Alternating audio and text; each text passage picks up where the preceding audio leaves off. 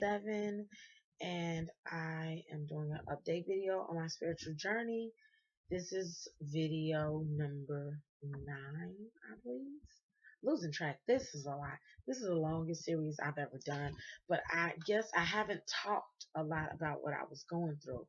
So to cover everything, it's just going to take me a while. So thank you for watching this video. I'm really just making them just to share my journey, because spiritual journey is lonely, because it's all about your own personal soul. And when you're on it, well, for me, it gets lonely. And I wish I can talk to people about the spiritual things that I go through and the things that I see. So I'm making a video to talk to you about it.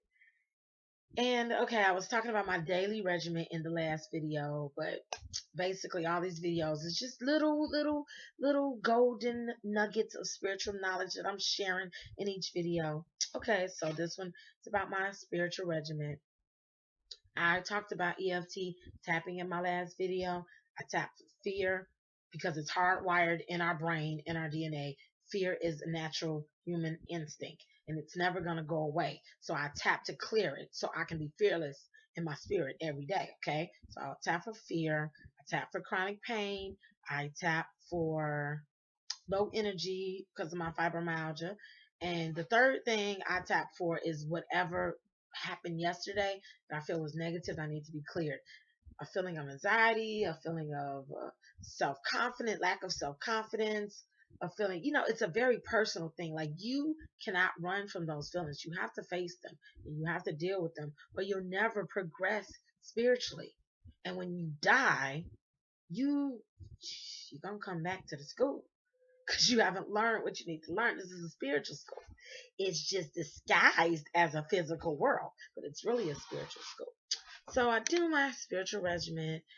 Um, right now, I just read Howard Wimer's book. It was called Inner Spiritual Guidance and the Four Spiritual Gifts.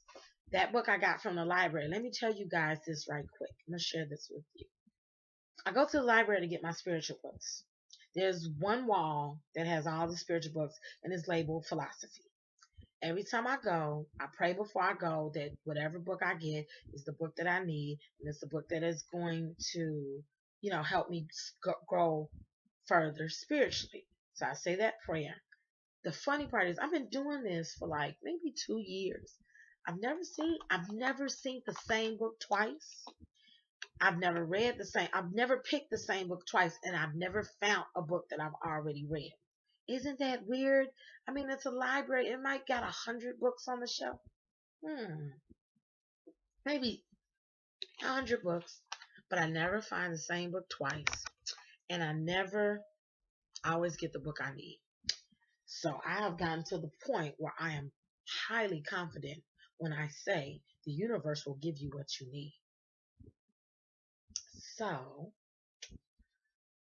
that was the book I read, was Howard Wimer, and it was about the four spiritual gifts: the gift of prophecy, clairvoyant, clairaudience, and healing. It says that everybody is born with these four gifts, but one of them is dominant. You have to find out which one, because you have guidance that goes into your spirit by those spirits that were called to guide you in the spiritual contract with them before you came here, that would guide you. The Holy Spirit that we call, that inner punch, knowing, idea, picture, stuff you get and you don't know how you got it, but you just knew to do it. That stuff, okay? And he talked in depth about what your gifts are, and the gifts matched personality traits. And he breaks it down, and it was a very good book, because I found out I'm prophetic first, which I already knew, but I'm very clairaudient.